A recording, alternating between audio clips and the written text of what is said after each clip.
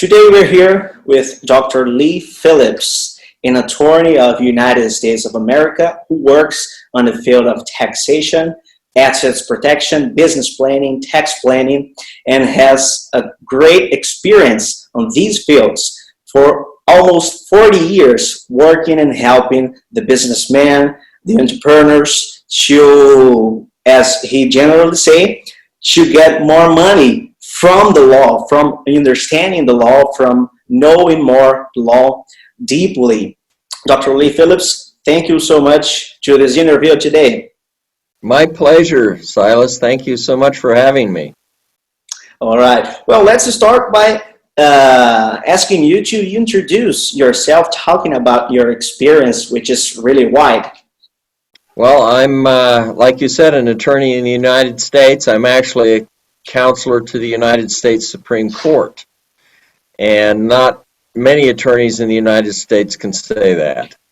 But I've been practicing for about 40 years now in the area of asset protection, taxes and business structure, that sort of stuff. And I give lectures all over the United States to groups, doctors, dentists, business groups, on how to run their small business, how to plan the business so that they get the best tax advantages.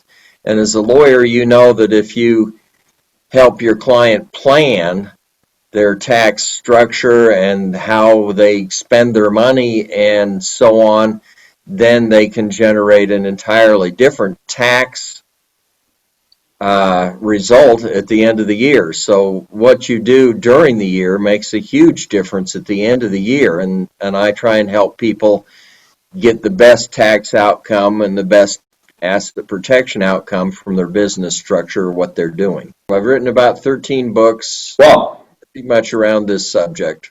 I want to ask you about your personal experience, which led you to be concerned more with the tax planning, the asset protection. I heard you talk about that on the field of your videos, and I would like you to share this with the guys here in Brazil once time again.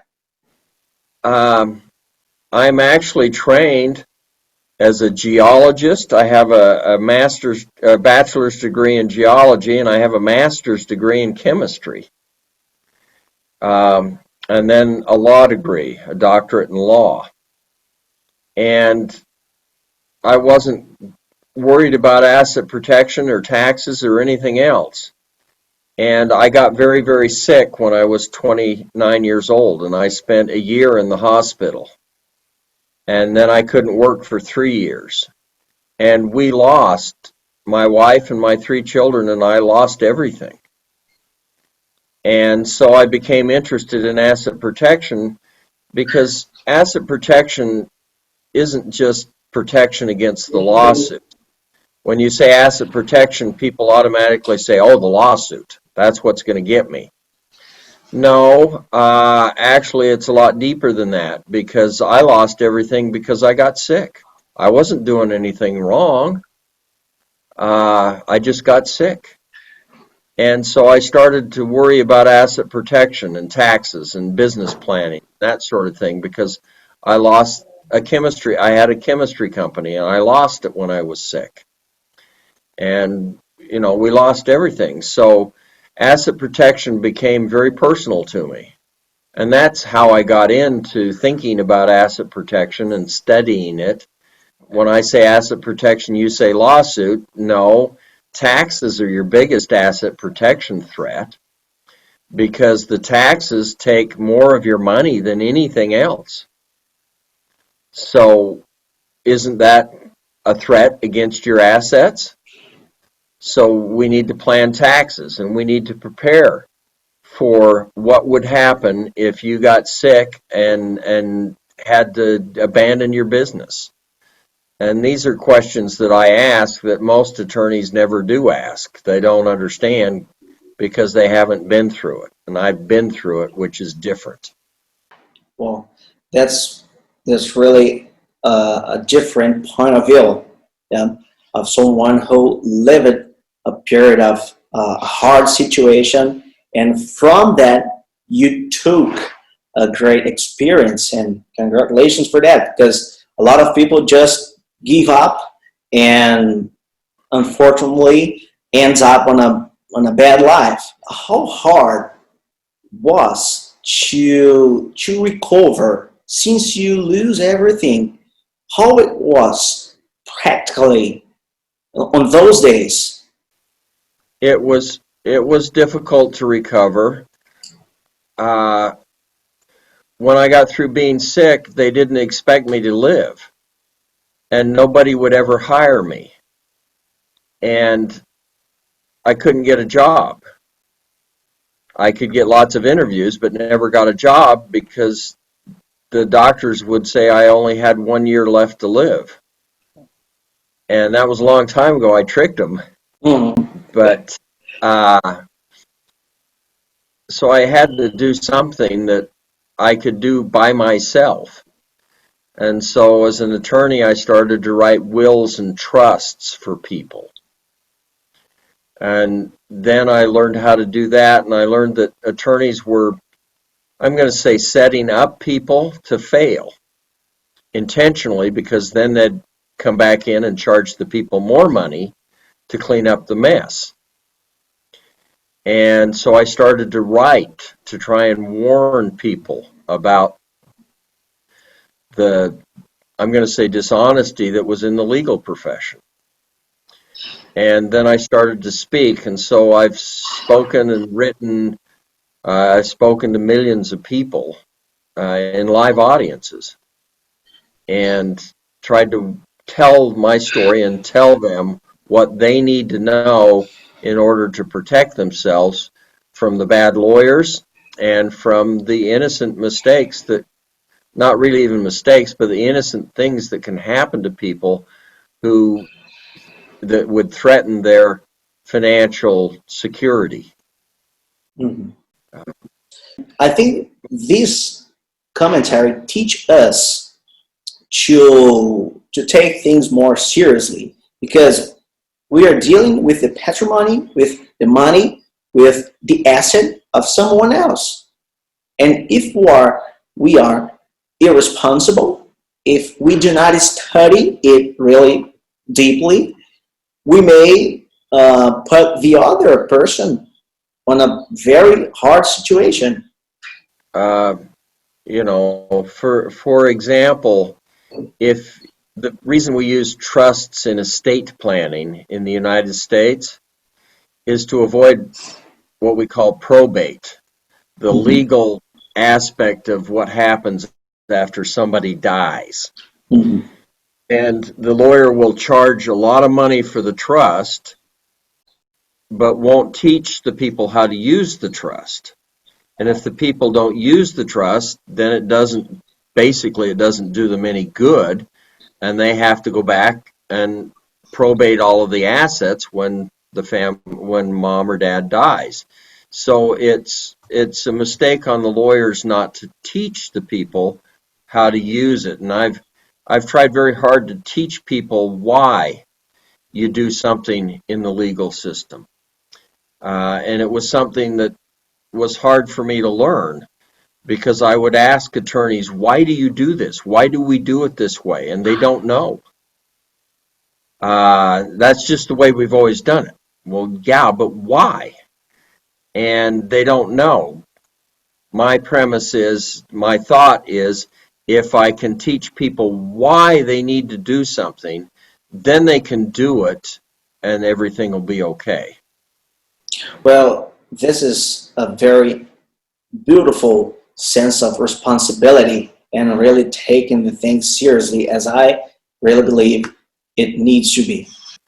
They can do as much good for people as a doctor can, because many people actually die because their legal issues weigh so heavy on them. And if we can help the people avoid the legal issues, it's like helping a person be healthy physically. It's like you always said, it's how to use the law to make more money, all right? And more money is always helpful. Yeah, it is. And why do you think that a lot of people do not aren't concerned about tax planning, how much taxes they really pay, and they just forget it. Keeping it is just as important as making it. And in the United States, actually, they've tricked the people in that the employer takes the taxes out of the wage, so the employee doesn't really know how much they're paying in taxes. They never write out a check to the IRS because the employer takes all the money out of their wage before they ever get paid. I think if people actually had to write out a check and pay the taxes, they would revolt. But they don't understand. In fact, if the employer takes too much tax out of the employee's pay, then at the end of the year, the IRS, the government, pays the extra back to the employee. They get a tax refund.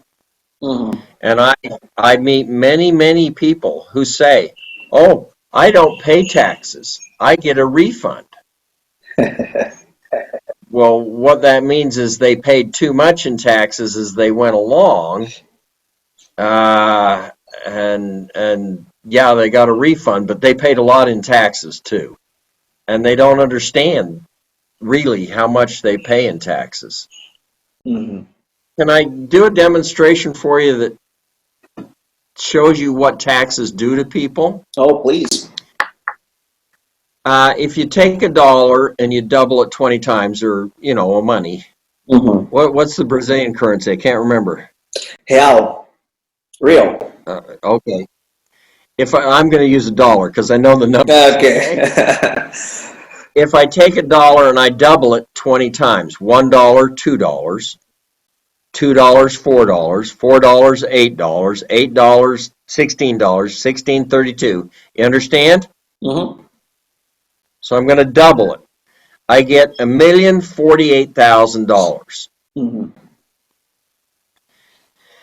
But there's no tax when I double that dollar, right?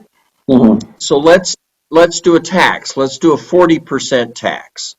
Okay. So I double the dollar and I get $2. But I've got an extra dollar, don't I? So we got to tax it, 40%. So we take 40 cents away for 40% of it. So I don't have $2, I have $1.60. Then I double $1.60, which is $3.20. But I've got to tax the extra $1.60 that I doubled, right? Yeah. So the short story is, I've got $1 million over here when I double it. Over here, I've taken 40% of it away, almost half. So I've got $600,000. I've got $1 million over here and $600,000 over here. That's what everybody says. I taxed it at 40%. The answer is no, you don't have $600,000 over here. You have $12,089. Wow.